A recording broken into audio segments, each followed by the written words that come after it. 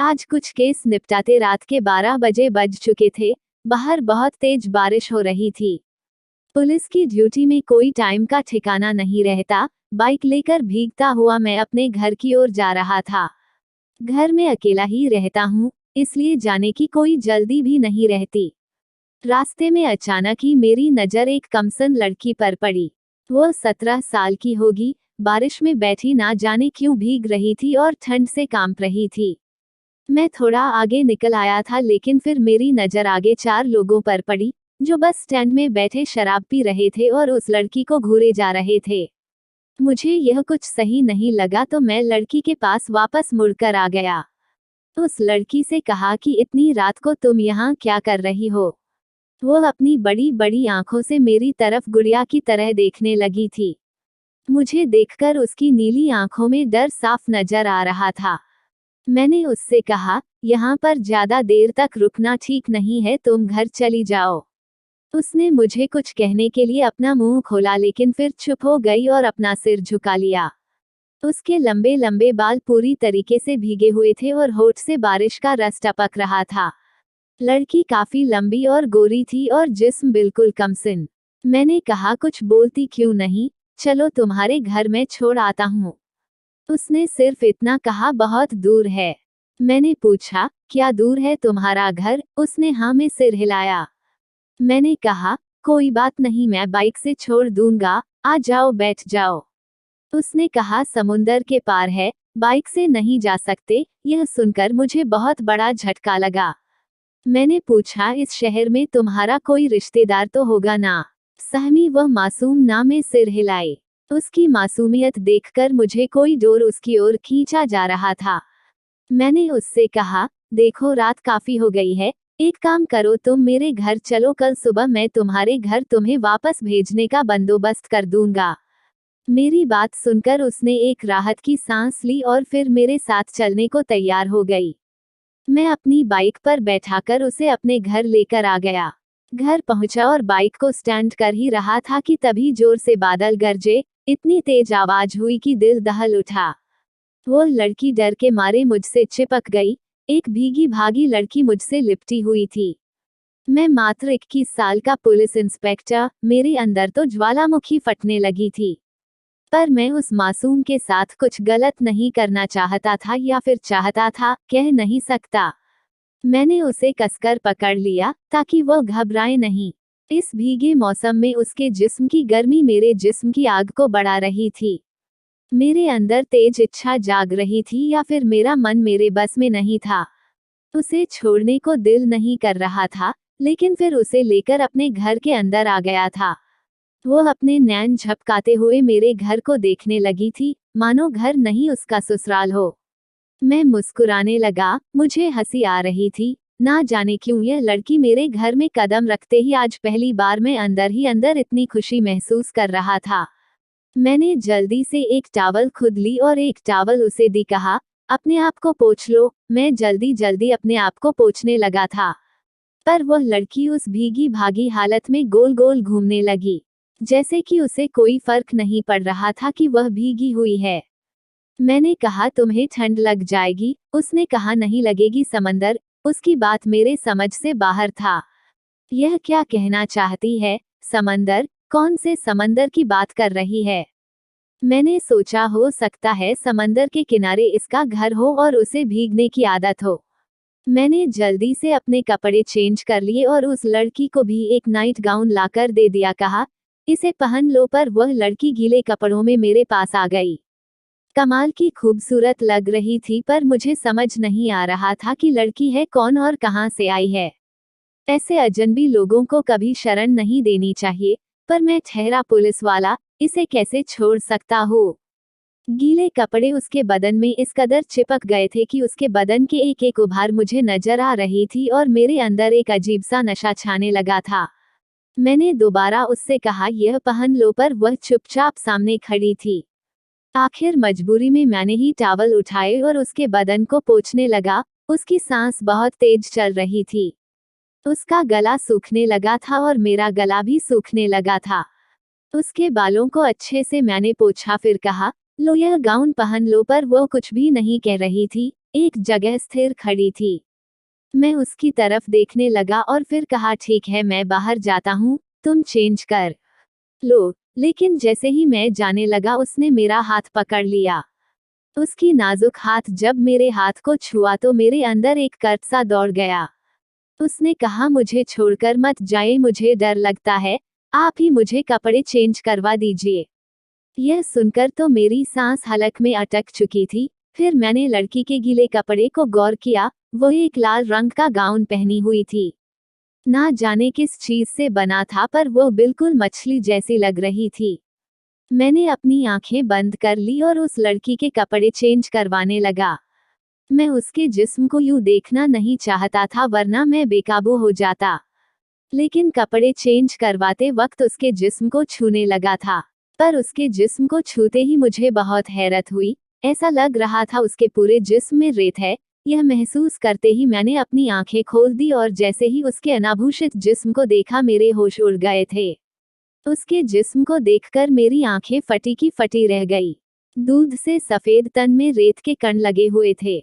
मैं उस हालत में उसे बाथरूम लेकर गया और उसे अच्छे से नहलाने लगा था।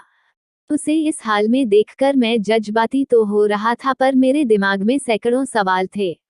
आखिर इसके बदन में इतने कण क्यों है? कहीं यह समुंदर से बहकर तो नहीं आई? उस पल में मैं मदहोश होने लगा था। किसी तरीके से उसे साफ करके मैंने उसके अंग को टॉवल से पोंछा, फिर गाउन पहना दिया। उसके कपड़े सूखने के लिए छोड़ दिया। पर मुझे यह समझ नहीं आया कि आखिर यह लड़की मेरे सामने कपड़े उतारने को तैयार कैसे हो गई। मेरा दिमाग तो बिल्कुल चकरा रहा था। अपनी जिंदगी में मैंने ऐसी लड़की आज तक नहीं देखी। आखिर ऐसी लड़की मेरी जिंदगी में कैसे आ गई? कहीं मेरी जिंदगी का रुख तो नहीं बदलने वाला? कहीं यह लड़की कोई हसीन जलपरी तो नहीं जो समंदर से निकल कर आई हो? पर इसको देखकर तो यह बहुत मासूम लग रही थी। मुझे कुछ भी समझ में नहीं आ रहा था, पर भूख जोरों की लग रही थी। मैंने पूछा, तुम्हें भूख लगी है क्या? उसने हाँ में सिर हिलाया। मैं अपने घर का बचा खाना लेकर आ गया था और हम दोनों मिलकर खाना खाने लगे। लड़की बिल्कुल खामोश थी, ना जाने क्या सोच रही थी। खाना खाने के बाद मैंने उससे पूछा, अब बताओ तुम्हारा घर कहाँ पर है? उसने कहा, दूर देश में समंदर के पार। मैंने कहा, तुम कैसे आई फिर? कोई जहाज से आई हो? उसने कहा, तैर कर। मुझे उसके किसी भी बातों पर यकीन नहीं हो रहा था। उस लड़की को कोई दिमागी बीमारी तो नहीं? दूर देश से तैरकर इतना दूर कैसे आ सकती है और भला क्यों आई है? मैंने पूछा, तुम अपना घर छोड़कर इतनी दूर फिर क्यों आ गई? उसने कहा, मेरे पापा ने मेरी शादी तय कर दी थी, पर मैं दुनिया देखना चाहती थी, इसलिए तैरती हुई इतनी दूर आ गई। मैंने कहा, तुम्हें पता है तुम्हारा घर कहाँ पर है? जगह का नाम क्या है? उसने हाँ में सिर हिलाया, फिर अपनी उंगली समुंदर की ओर करके इशारा करने लगी।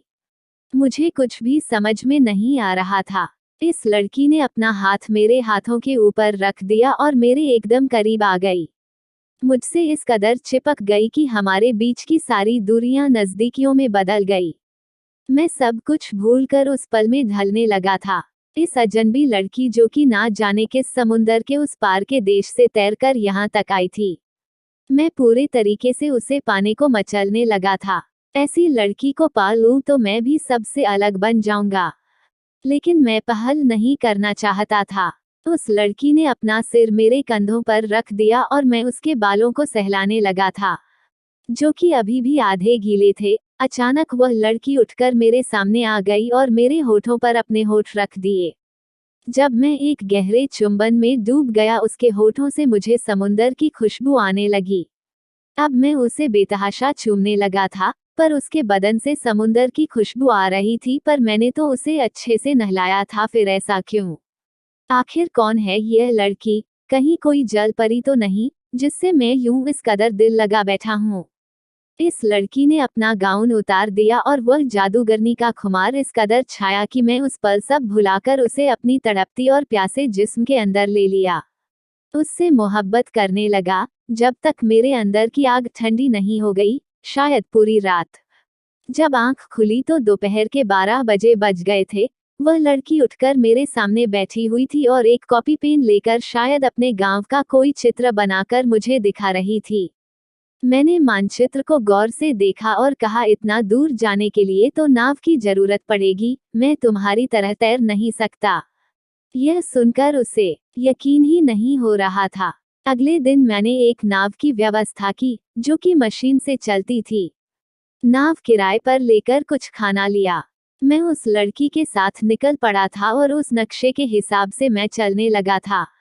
अचानक मुझे बहुत डर लगने लगा। मैं तो इस लड़की को जानता तक नहीं और उसकी बातों में यकीन करके मैं समुंदर में इतनी दूर आ गया था। मुझे तो तैरना भी नहीं आता, यह सोचकर मेरा दिल कांप उठा, मेरे चेहरे का रंग उड़ गया था। काफी दूर जाने के बाद ना जाने हमारी बोट किसी सिरे से टकराई और उलट गई और मैं समुंदर की गहराई में डूब गया।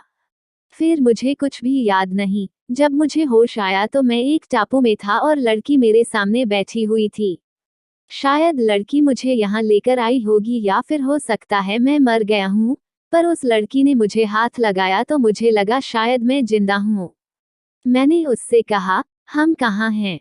उसने कहा, मेरे घर में। यह टापू उसका घर है। यह लड़की मुझे अपने टापू तक लेकर आ गई। वो मुझे लेकर एक गांव में आ गई, जहां 20-25 घर बने हुए थे।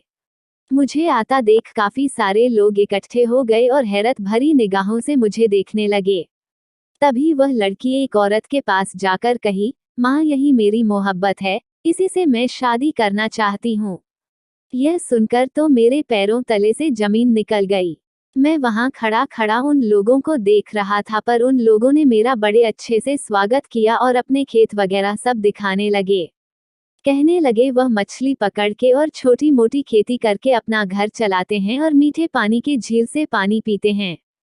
कुछ दिन वहां गुजारने के बाद मैंने फैसला किया कि मैं इसी लड़की के साथ अपना जीवन गुजार दूंगा।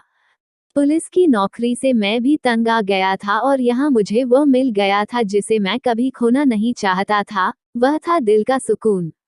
धीरे धीरे मैं उन लोगों में बिल्कुल ढल गया। सुनैना ने मुझे समंदर में तैरना भी सिखा दिया। हम दोनों अक्सर तैरकर मुख्य भूमि तक आ जाते थे और फिर अपने घर वापस चले जाते थे। यह तो बस कहानी की शुरुआत थी सुनैना और मोहित के एडवेंचर की। तो दोस्तों, अगर आपको यह कहानी पसंद आई हो तो कमेंट कर जरूर बताइए। यह आपको Hindi moral stories, romantic story, love story और मोटिवेशनल स्टोरी रोजाना पढ़ने को मिलती रहेगी।